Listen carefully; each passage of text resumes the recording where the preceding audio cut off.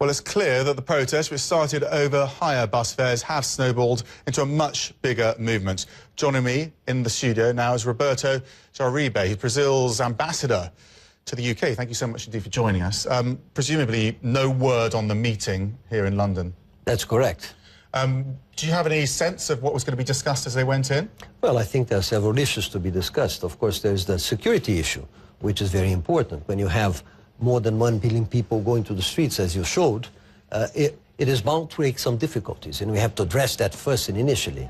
And when to avoid this becoming of a riotous nature, it is not of a riotous nature, but we must make sure that it doesn't become of a riotous nature. And that's the problem now, isn't it? Because it started off peacefully and the police held back and the government talked about a respect for the expression of democracy. But when it tips into this violent phase, as we've started to see, the police are reacting. But when the police react, you get more violence in response. We've seen that happen today. So how do you handle this sort of situation? Well, it's a very delicate balance, and it's not very simple. But as everybody believes You're that not the doing protesters... either at the moment. You're not committing either way. Well, the protesters are essentially very peaceful in nature. Of course, there's a dynamic in mass manifestations besides a group of people that may infiltrate and do something different. So we have to be careful about all of those dimensions. But essentially, we want to protect the protesters, protect property, which has been damaged yesterday, as you have seen, and make sure that this continues to be on a very rightful, peaceful manifestations.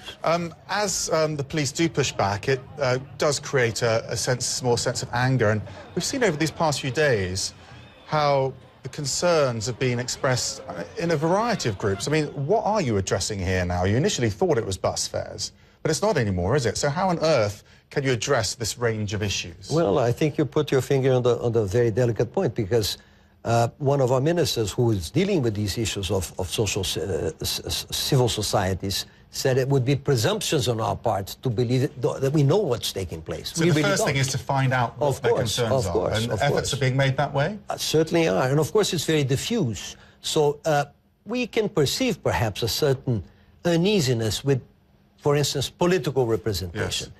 They don't really feel represented by the political parties. The protesters. I haven't seen them going into government buildings and holding panel discussions. Who are the leaders? Well, I don't know. Yes, again, this is a very dynamic process that is happening. You're talking to them. You're not talking to anyone. You're just we're trying to work out what's going on, because whom do we speak to?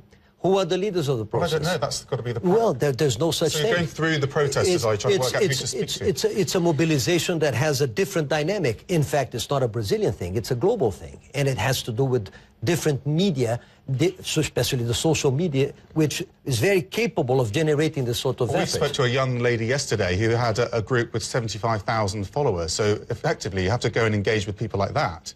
Is an effort being made that way? I think it is, and we have many channels for that purpose. Of course, you know, one of the problems is that the normal democratic channels that are established are not followed by these people. They don't feel represented adequately in these channels. They want to create something new.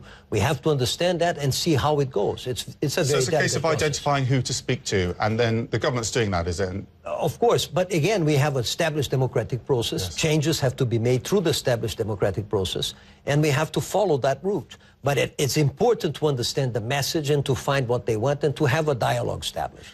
Were lessons learned from the bus fare issue? Because you thought it was a